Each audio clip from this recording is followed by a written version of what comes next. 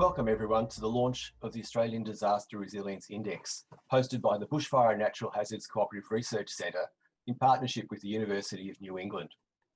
My name is Dr. John Bates and I'm the Research Director at the Bushfire and Natural Hazards CRC. I will be your MC for today.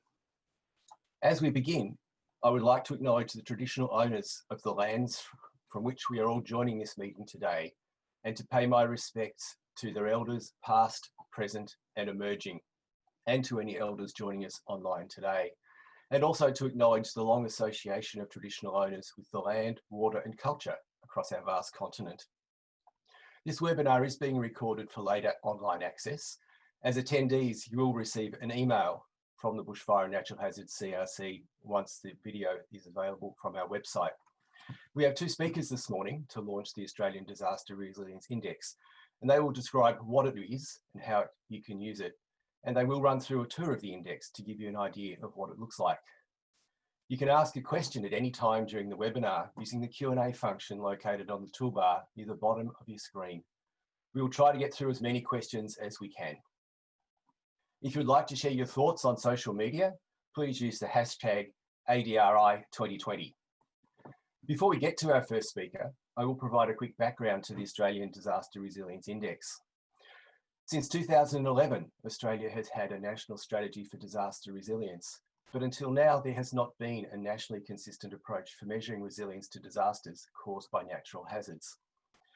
These natural hazards, including bushfires, cyclones, floods, storms, heat waves, earthquakes and tsunamis, have always occurred and will continue to occur in Australia and across the world, and they are frequently intersecting with human societies to create emergencies that in turn can become disasters. The effects of natural hazards on Australian communities are influenced by a unique combination of social, economic, natural environment, built environment, governance and geographical factors. That was the genesis from which the Australian Disaster Resilience Index has emerged. Understandably, the index is underpinned by a resilience perspective, which is characterised by people learning to live with a changing, unpredictable and uncertain environment. The aim of the index is to better understand and assess the capacity for disaster resilience of communities across Australia. The index has been developed by the Bushfire and Natural Hazards Cooperative Research Centre and the University of New England, and has been brought to life by the team at the University of New England's Computation and Analytics Software Informatics Data Transformation Hub, in bringing it together in a form that is readily accessible to everybody. Now, to provide an introduction to the Australian Disaster Resilience Index, I would like to welcome someone who many of you will already know, Mr. Mark Crosweller.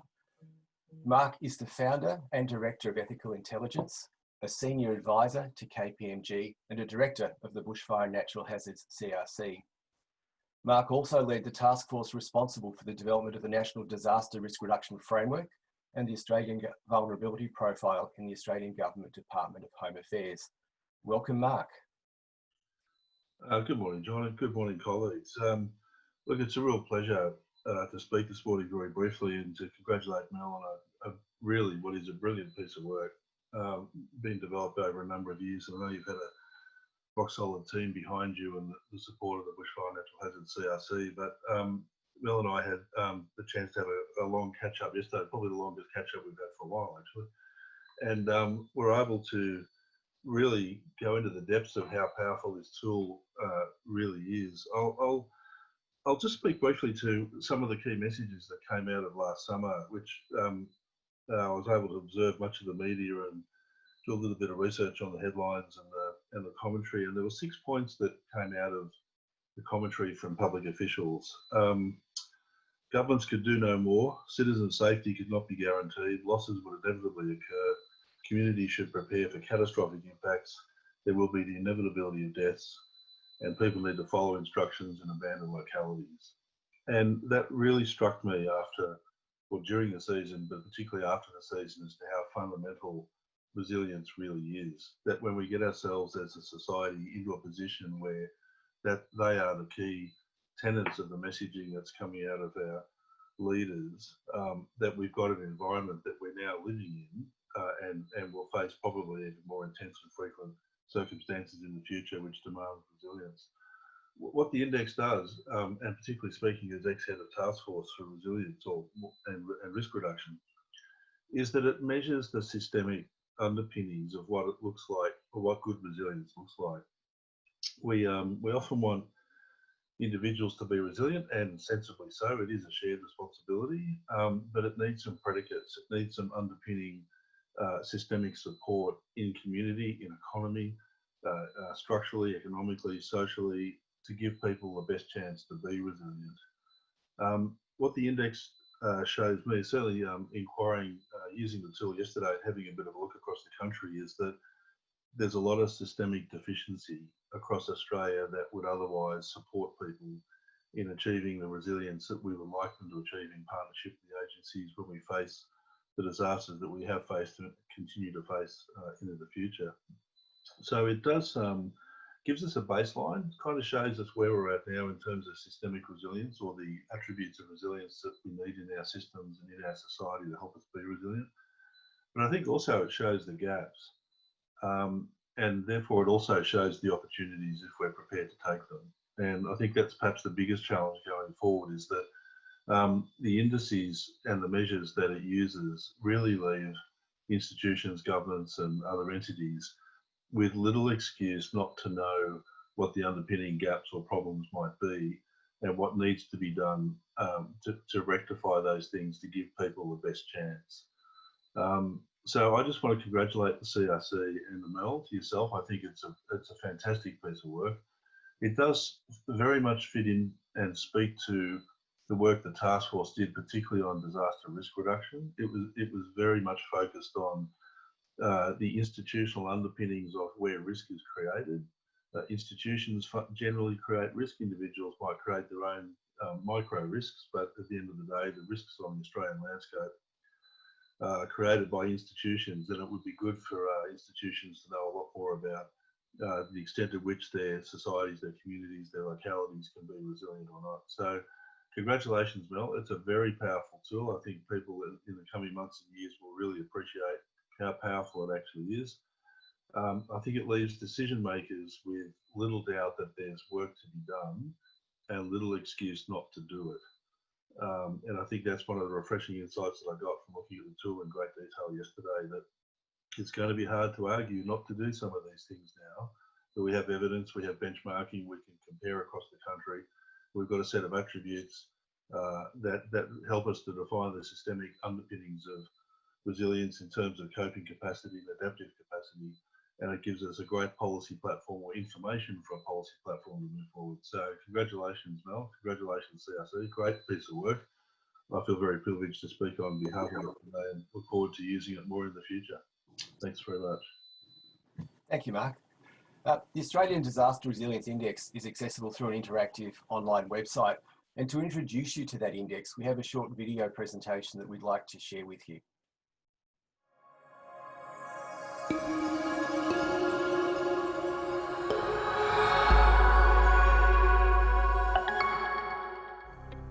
Understanding disaster resilience means focusing on ways that we can improve a community's chance of adapting to future natural hazards.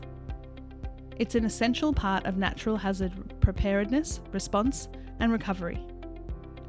This is where the Australian Disaster Resilience Index comes in. The Index is an exciting new website from the Bushfire and Natural Hazards Cooperative Research Centre. It's the first national snapshot of the capacities for disaster resilience in Australian communities, and is based on extensive research from the University of New England, led by Dr. Melissa Parsons and developed by UNE's Data Transformation Hub. It allows a new exploration of disaster resilience on a local, regional, and national scale. This tried and tested website is now ready to use. Anyone with an interest in understanding disaster resilience can jump in and access reliable research-based information about the disaster resilience of communities across Australia. There are many social, economic, and institutional capacities that contribute to disaster resilience, which work together to build a picture of resilience for each community. The index helps us understand these capacities and how they differ from place to place. This will help communities, emergency services, governments and businesses work together to prepare for, cope with, and adapt to natural hazards, such as bushfires, floods, storms, and earthquakes.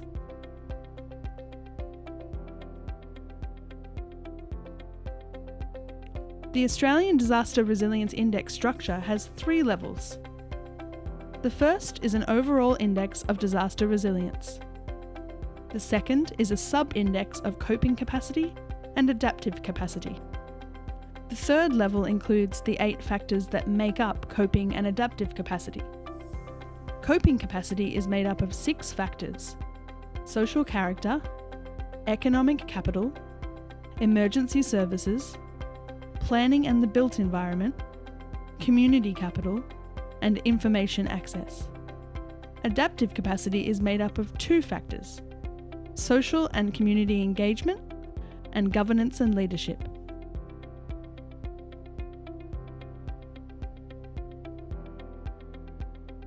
Now that we know a bit about its structure, let's jump into the website.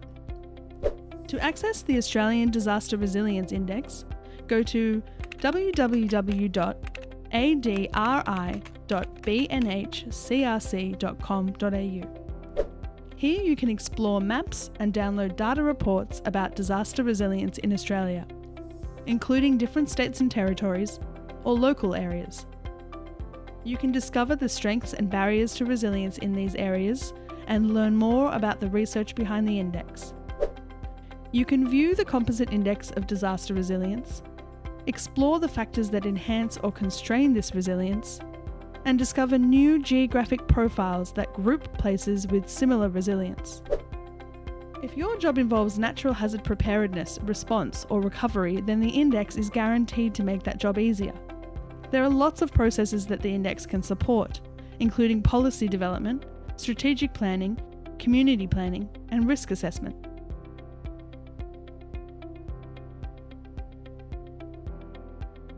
Let's have a look at the map function. You can see that different communities around Australia have different capacity for resilience, ranging from low to moderate and high. You can look at the Composite Disaster Resilience Index as a whole, or explore adaptive capacity or coping capacity. You may want to view disaster resilience for the whole state or territory, or focus in on one city or town. When you click on a particular area, you receive some basic information. If you want more detailed information, you can generate a report. The reports show which areas have low, moderate, or high capacity for disaster resilience, using a number ranging from 0, signifying low capacity, to 1, indicating high capacity. You can download the report for saving or printing.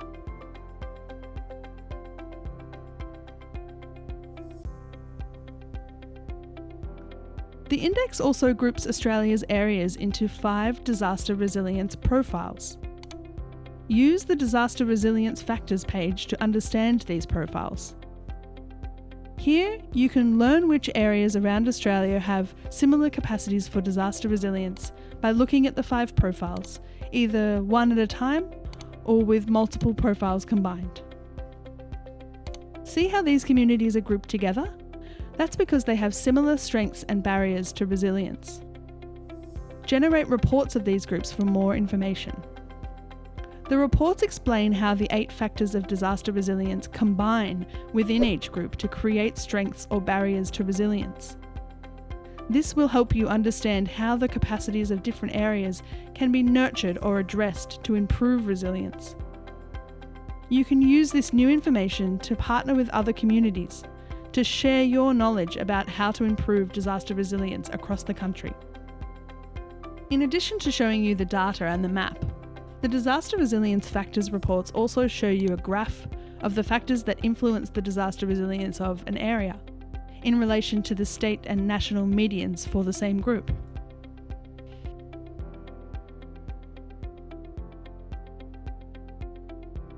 Lastly, you can learn more about the index, including its design and calculation, how to use the index, the research behind the index, and where to turn to if you have questions.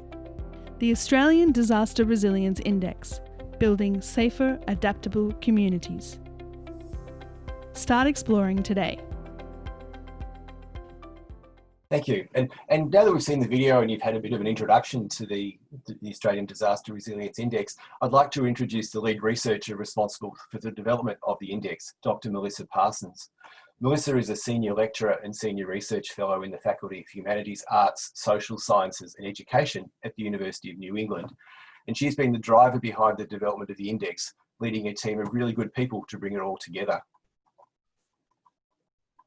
Before we get started, Mel, and for everybody, welcome Mel to the session this morning. And I think for the audience, what I'm going to do now is to spend a little bit of time exploring the index with you before we go to Q&A with the audience. And a reminder to the online audience to use the Q&A function if you'd like to ask a question. So Mel, just to get started, can you give us a bit of background on this project? You know, talk a little bit about what you were expecting when you were putting the project together, and then whether the project met the expectations that you had. Thanks, John, and hello, everyone. We really set out to undertake the first national scale assessment of disaster resilience in Australia.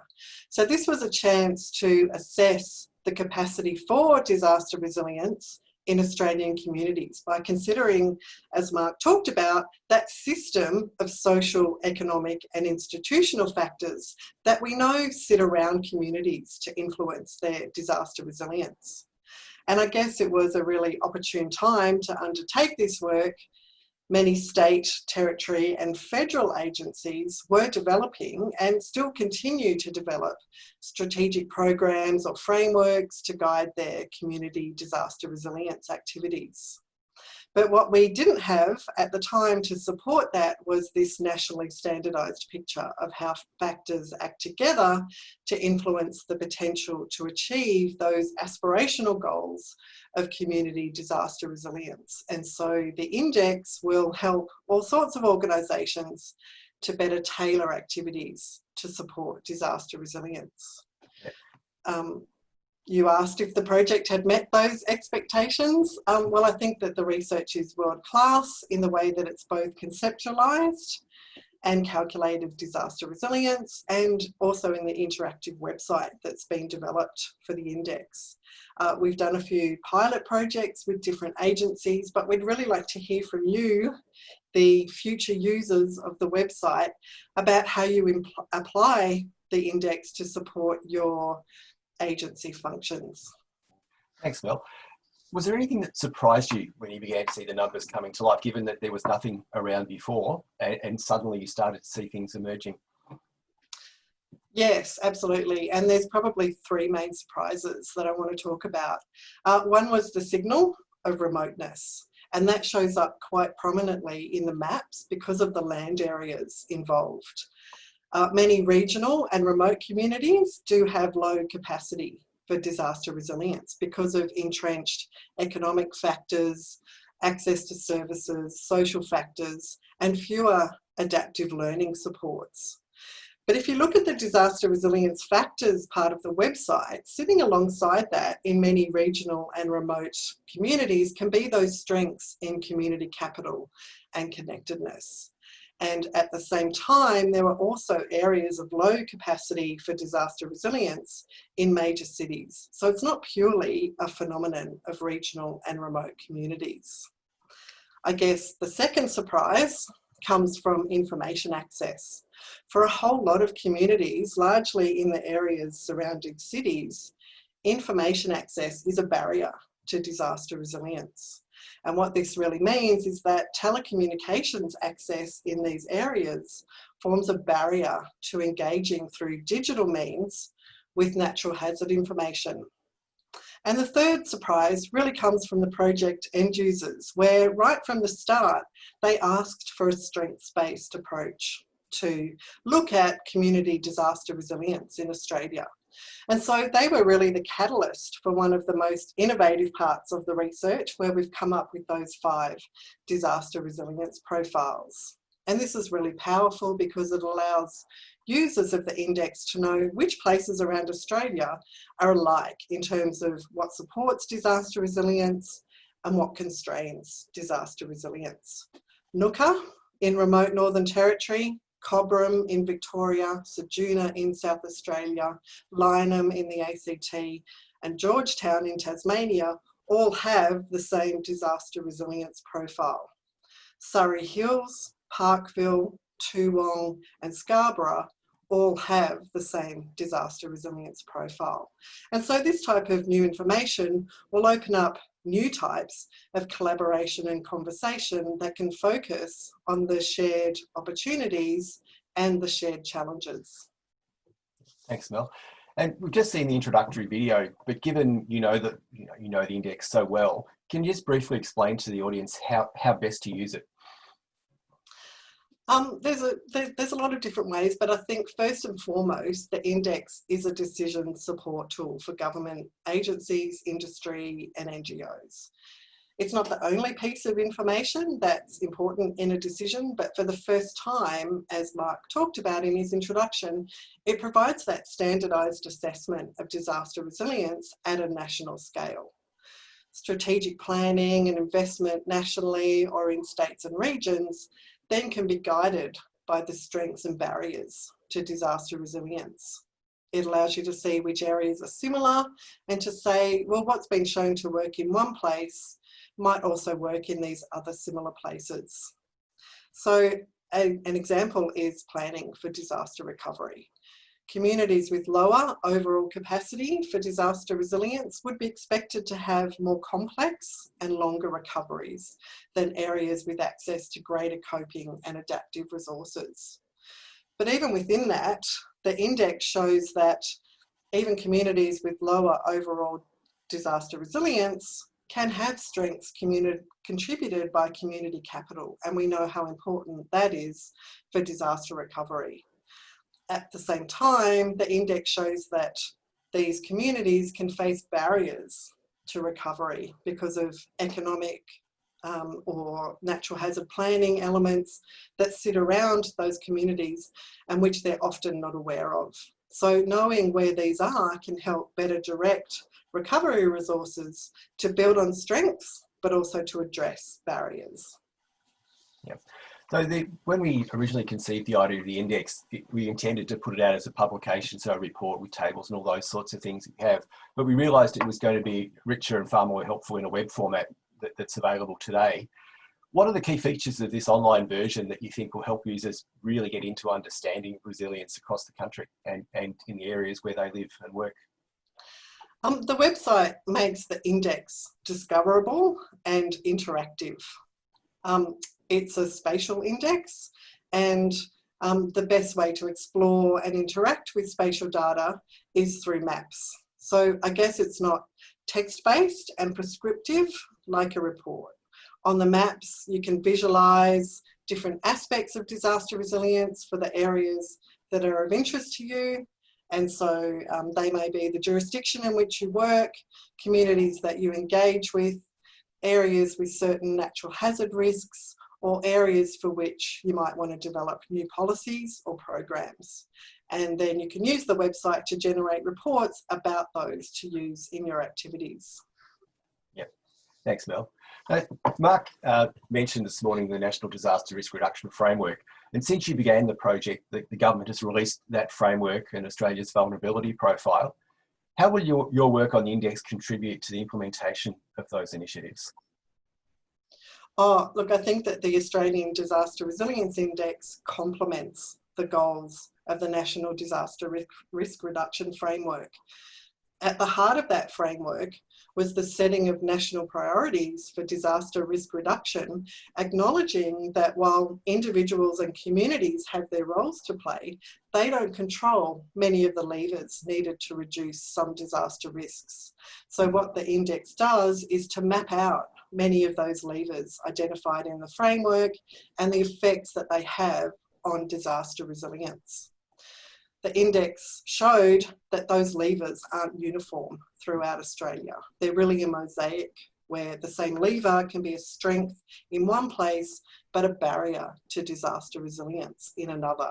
And so understanding that mosaic is important because people, governments and businesses can't ever invest in everything. And so you need to have information in order to make trade-offs about risk exposure and protective factors. Mhm. Thanks, Mel. And just before we go to the Q&A, are there any limitations in the use of the index that you'd like to share that users would need to be aware of? I think that probably the main one is to remember that the index assesses the capacity for disaster resilience, not observed resilience following any one natural hazard event. The index considers that system of social, economic and institutional factors that need to be in place for disaster resilience. And they can form sometimes quite invisible supports or constraints on disaster resilience in a community. And so what the index does is to uncover what those supports and constraints are and where they occur around Australia. The other thing to remember is that even though the index is reported as one value, the pattern of those numbers as a mosaic is incredibly important. For the first time, we're able to look at places around Australia with similar disaster resilience profiles. And so the spirit of the index is really not for places to outrank each other, but to be able to collaborate and cooperate to enhance what's working well or to improve some of those constraints on disaster resilience. And it should really also be noted that the index was designed to assess resilience to natural hazards. It's not designed to look at other types of hazards like pandemics, terrorism, climate change, or accidents. Yep. Thanks, Mel. So we might move over to questions and answers now. We had quite a few questions coming in. We will try to get through as many questions as we can, and we may combine some to try and make that get through as many as we can. And if there are some left over at the end, we'll try and answer those separately after the webinar. There's been a few questions, Mel, coming through about the data. You know, what's the source of the data? How often will the data get updated, and how have the individual factors been, I guess, adapted to come up with the index? And I might just jump in and say, in terms of updating the data, there's certainly an intention that this will be an ongoing project for which the data will be updated periodically. The cycle hasn't been worked through yet, but do you want to talk to the data, the sources of data and how they were actually integrated? I know there's a big technical report that people can read if they want to understand it in lots of detail, but in summary, how do you go from lots of pieces of data to an index? Thanks.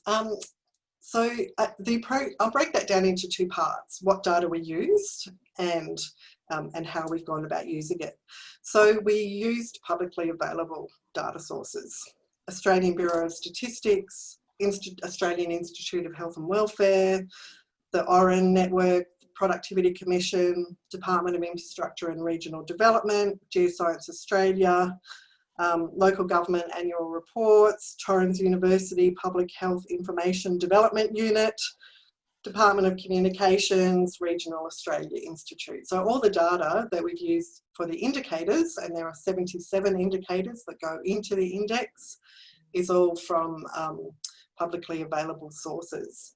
There were some places where we had to do some content analysis to come up with a measure of emergency planning, a measure of land use planning, a measure of community engagement, and a measure of governance, policy and leadership. But largely the data come from public sources. So I guess that because it's the other thing is I guess you've asked about the currency of the index.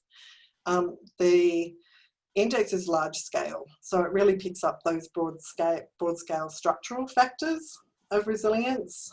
We think that the index has a currency of about 10 years because of that scale, so it will remain valid for at least another 5 years before it will need an update. And there were a whole lot of indicators that we would have liked to have used in the index, but which we couldn't get any national scale data for. Things about insurance uptake, the use of Indigenous and traditional cultural knowledge, things like that, leadership, that there's not a lot of data around on that at a national scale. So we'd like to revise with some different indicators into the future. Yeah, and that addresses one of the other questions that came through, which was saying if we come up with new indicators, are they something that we can add in in future? And I think from what you said, the answer is yes, if there's reliable data behind them. Yeah. Yeah. So we've got a couple of questions I think that are topical for people. One that came in early and one that came in this morning.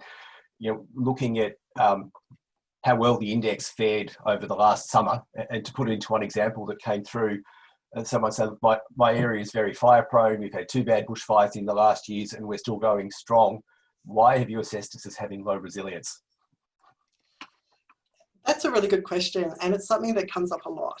And I think that it's important to remember that the index assesses the capacity for disaster resilience based on those 8 disaster resilience factors.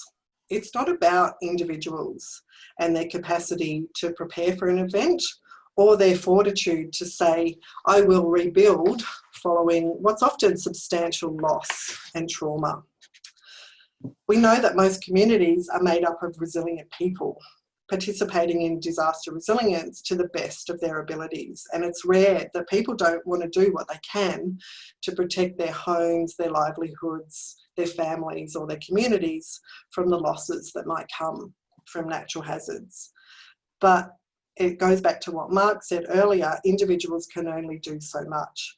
They exist in a broader social, economic and institutional system which influences their capacity for disaster resilience in ways that they may not even be aware of. And what the index really assesses is that system of social, economic and institutional factors that sit around communities to influence their disaster resilience. Yeah, thanks, Mel. So interesting questions come in too, because we did, and I did earlier refer to this as a new national standard for measuring disaster resilience. And the question was, I guess, around how that compares to other national standards, ISO and the Rockefeller Resilient City programs. Can you maybe just to answer that, look at, why did you come up with the structure that you did? And have you had a chance to look at perhaps what the Rockefeller Resilient Cities program did in their resilience approach? Yeah, so in the development of this index, we took a look at everything that was happening around the world in resilience. And I guess we've taken a model that kind of works off that, the model of Fran Norris in the US, which is that resilience comes from it emerges from that set of structural capacities. So we developed the index and the concept for the index, which is published in a peer-reviewed publication, by looking around at what's been done and saying, well, what do we need to do for our particular problem, which is to develop a national index of disaster resilience. So we looked at really one of the other places that has a good index is the US, the index developed by Susan Cutter there, and we modelled from that.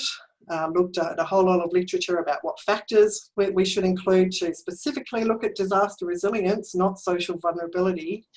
And then we used a whole lot of the new composite index work that's coming out of Europe to come up with the best way of putting all those numbers together as one index. Yeah, thanks, Mel. There's a few questions coming through about measuring resilience over time and tracking I guess change in our capacity for disaster resilience, climate change will drive it and other things. And I guess, there are 2 parts maybe for the question. In the conversations we've had, you said that, one of the things about the way the index is constructed is you don't expect that most of the measures will change significantly in short periods of time. So there will be change, but it will not be rapid most of the time.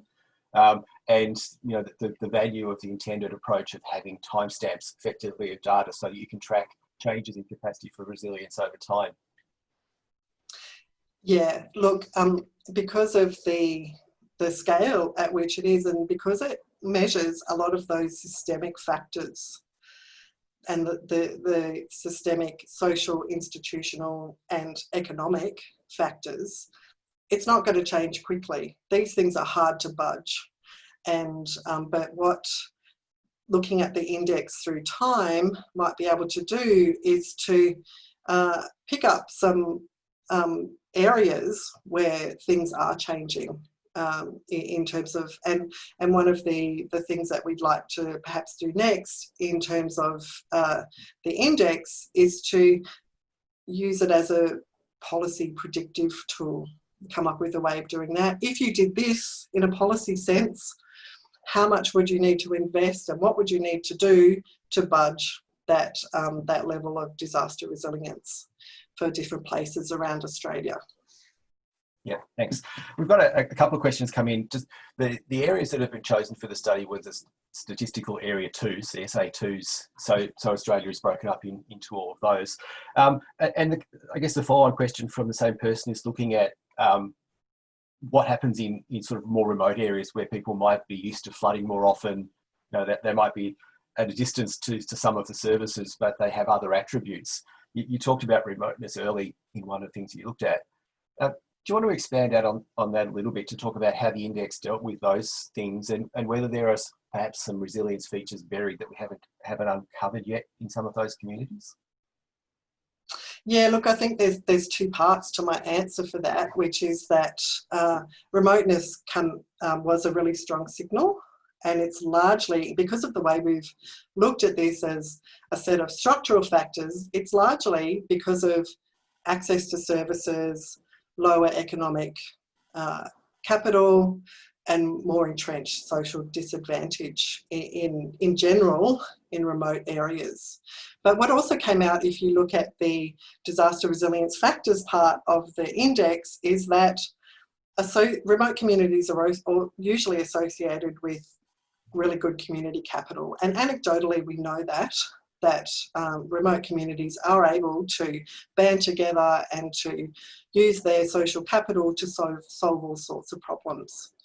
I think that the question about that they often face flooding is, sure, as individuals, they often face flooding, but this is talking about how the system around them may not actually be necessarily supporting the capacity for disaster resilience in the area in which they live.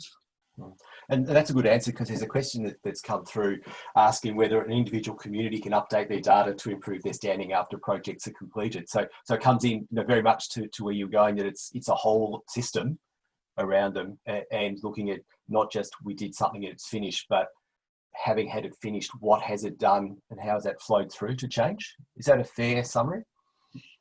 Yeah, it is, and it's perhaps about adjusting some of the ways that we go about working with communities, because individuals are resilient.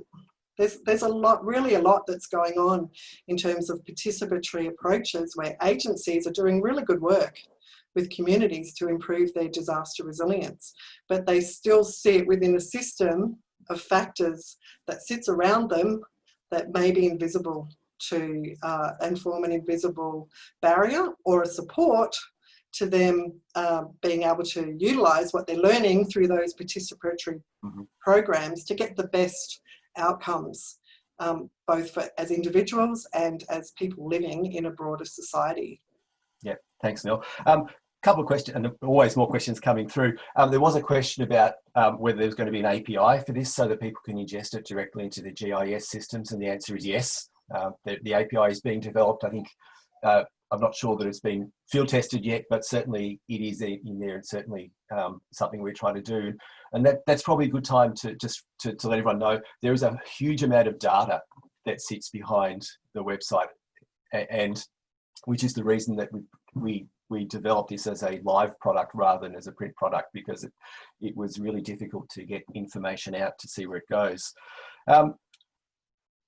Okay, so one of the questions that's come out is how do we get land use planners, people who do that, to come in and use a tool like this? If you have any thoughts about where that might go, or if you look, and you could even look at where you live in Australia and say, how much benefit would there be if land use planners actually had access to a tool like this? I think there'd be a lot of benefit. The index is really kind of designed to sit as a layer in other spatial information. So you can overlay a risk map with the disaster resilience map and look at the intersections between high and low resilience and high and low risk. So there hasn't, that's one of the applications. We didn't include risk really in the index because it was about being able to overlay that. Land use planning is one part of the system, and in general, it's quite, as an overall assessment of how well there is capacity for land use planning in Australia, it comes out as really a strong contributing factor. So I guess I'd say to land use planners to be able to use this to build on strengths, but also to know, well, these are some of the invisible constraints that you may need to consider in those land use planning decisions and development application decisions. Yep, thanks, Mel. So I did mention earlier when I introduced you that there was a big team behind this. So maybe it's a good time to let everyone see how big the team was and who they were. Thanks. Thank you. Like any project of this scale, it's been co-produced by a whole lot of individuals and organisations. And so I just wanted to say thank you for a grand effort over the life of this project. The research team at UNE, the website development at UNE led by the Cassie Group and Johan Boshoff, the many end user organisations who guided the development of the index, and Holly Foster, Sue Ellen Flint and Amanda Leck, who have acted as lead end users to champion this work from day one. The website steering committee, the Bushfire and Natural Hazards CRC and the various teams at the Bushfire and Natural Hazards CRC, and then the many other direct or indirect contributions from academic colleagues, government agencies and NGOs. Thank you. Thanks, Mel. And if you're looking for more information, you will get a link today to the summary report that's describing the Australian Disaster Resilience Index. This and the detailed reports are available off the CRC's website, but also available through this Disaster Resilience Index website. So please have a look through, read them, share them. We'd love you to share this around. And just as we start to wrap up, I think there was a comment that came through from one of our colleagues in South Australia saying, really love what you've got, and really impressed at the way you've been able to engage with the end users, people who might use it to get such an excellent outcome. So thank you very much for that. This has been very much a matter of a research team who had a great idea, end users, the people that will be beneficiaries of the project, looking at what are the things they want to have out of it, but really over the top of it was then saying, from a CRC perspective, how do we make it in a form that people can get access to it and use it and get the best outcomes? And that's what you're seeing today. So look, we are interested in feedback. We hope that the website really does start to deliver you information that is of value to you. As I mentioned before, there is an API. There's a contact me section on the website. So if you're interested in an API that will allow you to directly access data into your GIS systems, please ask. And I think to wrap up the session today, I think I'm going to go back. I'm going to turn my head and look at some notes that I wrote from Mark Crosweller. And I think one of the compelling statements that Mark said today, and one of the reasons that we did the research and that Mel and the team were so committed to getting the outcomes that we've got, is that it's going to be hard to argue not to do things now. And I think it's fabulous to be at a point where we're starting to get evidence on a national scale that will really help us ask questions, because we can no longer hide. And I think, whether you're looking at an Australian scale or whether you're looking at some of the urban centres or some of the rural centres, there are some surprises in there for people, and it's really good to see those sorts of things coming up and going around. And as we draw to a close, I guess it's just important to remind you that what we're measuring is capacity for disaster resilience that's being measured. The index probably won't change, the index values won't change over short periods of time, but they are and will be expected to change as we put in place investments to do it. So it is, and we're expecting the CRC to continue to fund this and its development. So the web address again is adri.bnhcrc.com.au. It's on the screen at the moment. We will send out a follow-on email today that will have any of the links that you need to have, both for the report and for the website if you missed them. And just to finish up, Mel and Mark, thank you very much for participating today. to everybody that's been listening in the audience, thank you. We really do appreciate you being part of this, and for the questions you put through. There are way more questions than we had time to answer, but we will try and get answers out to people over the next week or so. The website, the recording of the webinar will be made available.